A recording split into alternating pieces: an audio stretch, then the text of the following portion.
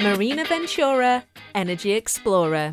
Hi guys, Marina Ventura here. We all use electricity every day, from charging our mobile phones and watching TV to cooking food. But have you ever thought about where it comes from?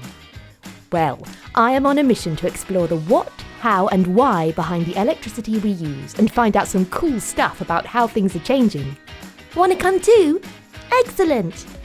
To help us, I've got my trusty sidekick, MapApp. He's an electricity expert. Hi Marina. Electricity is certainly one of the most important forms of energy that we use to power everyday life. And the way we produce and use it is changing as we work to protect the environment. So let's start with the 101. Where does the electricity we use come from? Electricity is created in a number of ways, from burning carbon fuels like coal and gas to renewables such as water, solar and wind. There are places that produce electricity all across the UK. And so a big part of the job is carrying that electricity from where it's produced to the towns and cities where we live, work and play. Kind of like blood being carried around our bodies in veins and arteries, helping to get blood and oxygen to where they're needed. That's right. Important control rooms work hard to balance the electricity being produced with the electricity we need, making sure there's enough for everyone. And that electricity is always there when and where we need it. That's right. And something really cool is that as well as transmitting and distributing all that electricity, networks are working towards a clean energy net zero future. What's net zero? Put simply, that's where there's a zero balance between the amount of greenhouse gases being put into the atmosphere and those taken out. Some of the ways this is achieved is by connecting up renewable sources and sharing green electricity with Europe through enormous undersea cables. Sometimes this might mean exporting or sending electricity overseas when we are creating more than we need. And other times, importing or receiving electricity back when we can't create enough ourselves. Of course, demand for electricity can spike suddenly, like when people put the kettle on after a major event they've watched on the TV.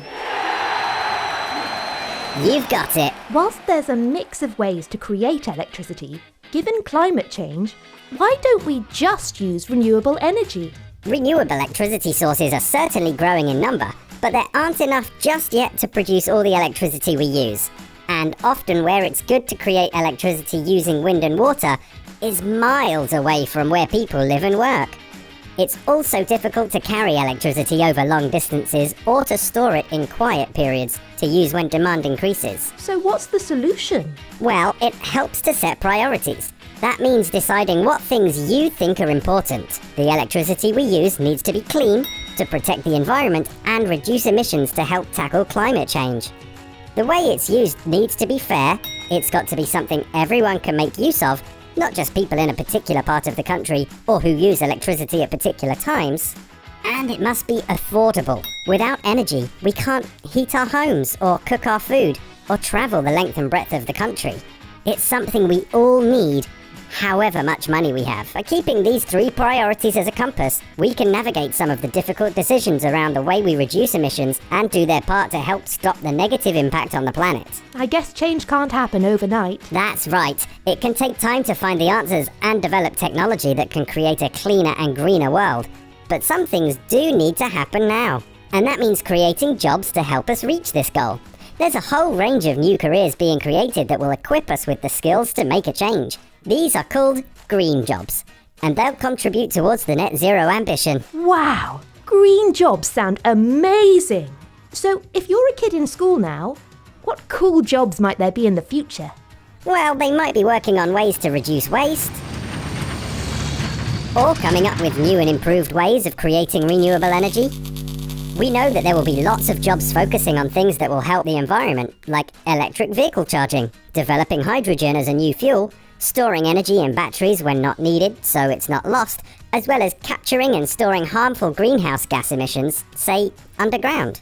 Plenty to choose from, and wow, what a lot of ways to make a difference. The cool thing is that this means there really will be exciting opportunities for young people to become part of the workforce that's fighting climate change. Maybe there's a green job out there for you. Marina Ventura, Energy Explorer. Find out more about National Grid and how Grid for Good is helping climate change at funkidslive.com/marina.